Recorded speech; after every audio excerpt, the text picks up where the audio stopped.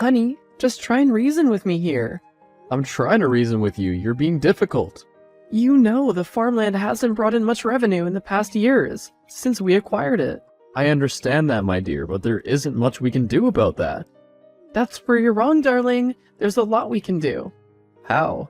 The insurance policy. Don't you remember we got insurance on it? Oh, yes I do. What about the insurance policy? We can use that in our favor. Everyone's doing it these days. How do we use the policy when the property is still intact? Even after all these years of being married to one another, you're still this naive. I do not follow.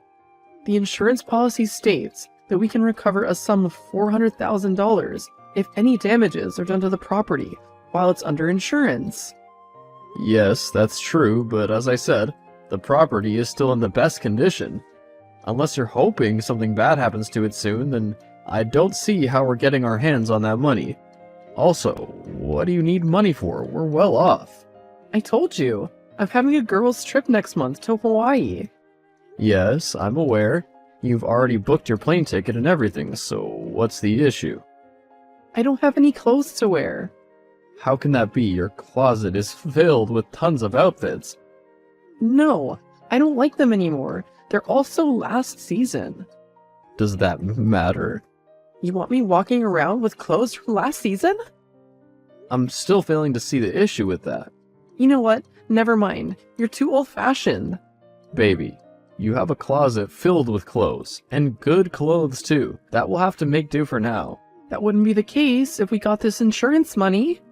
Even if we did, wouldn't it be better to use it for more important things like expanding our farm, or buying real estate, or our future children's college fund? You worry too much about the future. The future will take care of itself. It always does. Whatever you say, honey. I have to go now. Duty calls. We're in the middle of an important conversation. We'll finish it another time. Hey, I just got home and everything's a mess. Your clothes are all over the bedroom and living room floor. Plus, you didn't take out the trash like you said you would. I know, but I was running late for my nail appointment, so I had to dash out of there. You can clean it up, right? Fine, I will. What time will you be coming back home? Not tonight. You can go to bed. I'll be staying over at Tracy's. Tracy? You know I've told you that her company isn't good for you. You gotta let that go. It just happened once again, and it would never happen again. You ended up in a prison cell. I had to come and bail you out at 2 a.m. You're being controlling again. I care about you.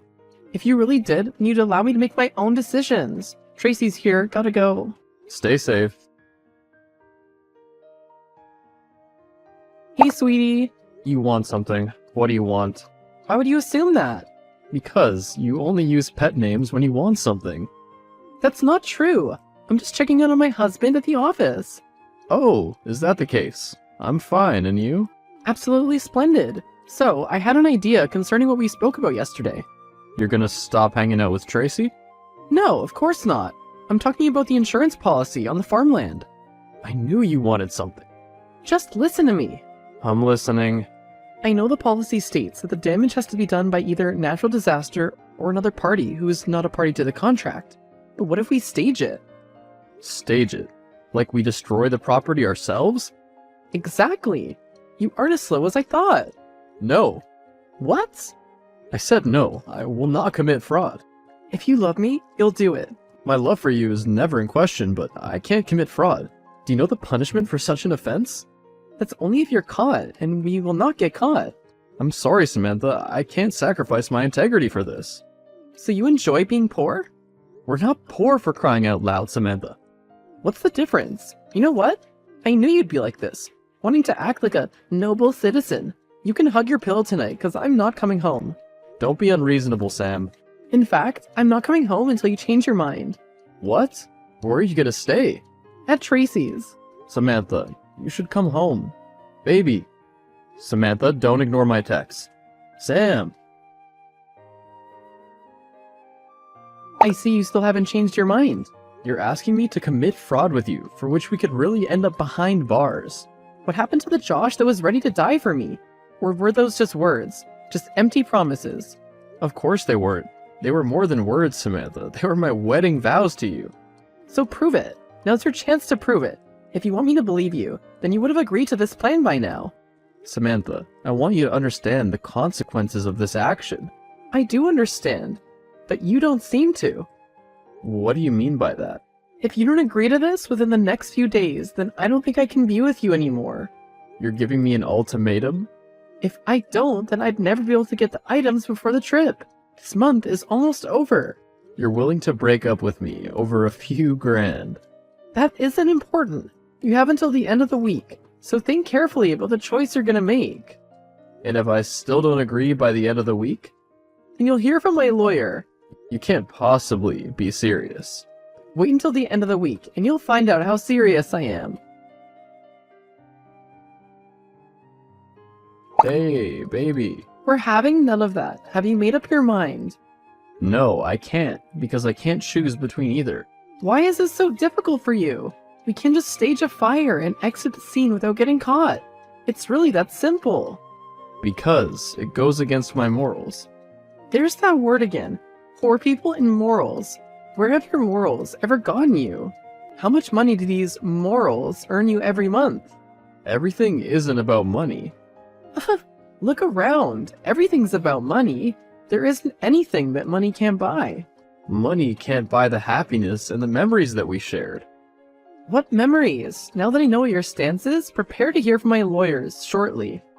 You can't possibly be serious. Are you ready to let everything go? From where I'm standing, there isn't anything I'm letting go of. Rather, I'm gaining something. It's nothing personal. Think of it like a business transaction. The divorcee papers just arrived in the mail. Then you know what to do. Sign them. Can we meet up and talk? There's no need for that. The papers are right in front of you. I won't sign it. You're only preventing the inevitable. I'll wait. You'll have to come over eventually to get your stuff. What clothes? I told you I'd never wear clothes from last season. This is ridiculous. What's ridiculous is that you're refusing to sign the divorce papers. I love you. Love isn't enough to maintain a woman like me. So that's it? You want to divorce me? I tried my best to provide for you. And it wasn't enough. What about that? Do you not understand? Just let me know this one thing. Was there ever a time you loved me back? Never. So please, free me from this loveless marriage. What's going on here? Whatever do you mean? Don't be coy with me. You know exactly what I'm talking about. Quite the contrary, seeing as we haven't spoken since the divorce. I'm just coming back from the insurance company. And you're telling me why? Apparently, I can't access the insurance amount. What a shame. You think you've won, right? Don't be so smug yet. I don't know what you mean, but I expect that I'll hear from your lawyer soon, as that's what you're so good at. I will never let go of that money. Not in this world or the next. See you in court. Come prepared. I am highly disappointed. I never knew you were this cunning. No one ever suspects the pure ones. I don't know what you're talking about. Stop playing the dumb card. You know what you did. From what I recall, I haven't done anything yet. So what was that stunt your lawyer pulled in the courtroom? It's not my fault that your lawyer's incompetent. You knew, didn't you? That you would lose the title to the farmland once you divorced me? Yes. I happened to find out the day you sent over the divorce papers. And you didn't bother to bring it up? Now, why would I do that? You're not the Josh I know. You've changed. I haven't changed. I'm merely giving you a taste of your own cake. And I'm just getting started. Don't you think I will ever give up this easily? I wouldn't dream of that. Josh, have you left yet? Can we meet and talk? I'm busy, so I doubt I can make time for that today. How about tomorrow? Tomorrow is when the judgment concerning our suit will be delivered, so there isn't any time either. Don't tell me you're backing out now. No, never. I will come out victorious tomorrow. Good. Your inflated ego will make my victory taste even better. You sound awfully confident. I don't see why I shouldn't. See you tomorrow in court, after which I hope our paths never cross again. Where was the loving Josh I knew barely a month ago? You mean the Josh who is easier to gaslight and manipulate? Sadly, he no longer exists. Good luck. I don't need luck. Oh, trust me, you will. You're all bark and no bite. You're just trying to shake my confidence, and I won't let you get to me. See you in there. Was that enough bite for you? Josh, baby, can't we work something out? Oh, so I'm your baby now? You know it's not like that. You know I always loved you. You were right. Tracy was bad for me, and I've decided to cut all contact with her. You're very funny, you know that? I'm serious. I could be sent to jail. Oh, you should have thought of that before you went ahead to burn another person's property. I believe if you come out and say you forgive me for what I did, I may be pardoned. Now, why would I do that? Because you love me. It goes against my morals. I remember you asked me how much my morals can get me.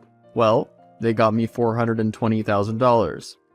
All my friends were present at the sitting today, and you humiliated me in front of all of them. Didn't you invite them because you thought I would be humiliated and you would win? Well, look how that turned out. I know you can forgive me. I know you can. Please, Josh. I could be sentenced to 5 years. I think jail term might be good for you. It'll help you gain some perspective. You can't be serious right now. I won't last a day in jail. Oh, well, see, it's nothing personal. Just think of it like a business transaction. Josh, please. Josh, please, I'm sorry. Please, I love you.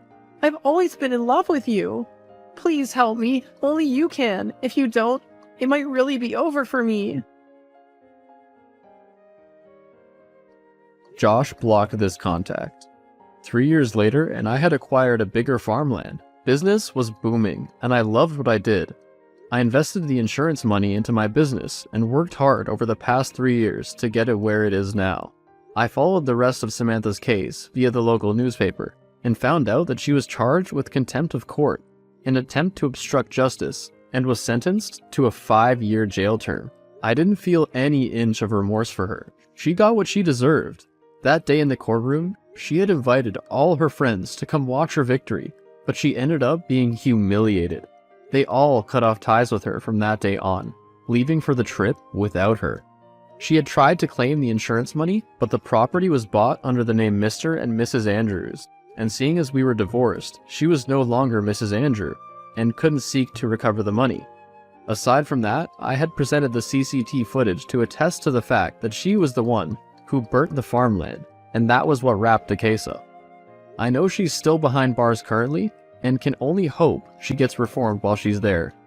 Because with a criminal record on your profile, it would be hard doing anything in this country.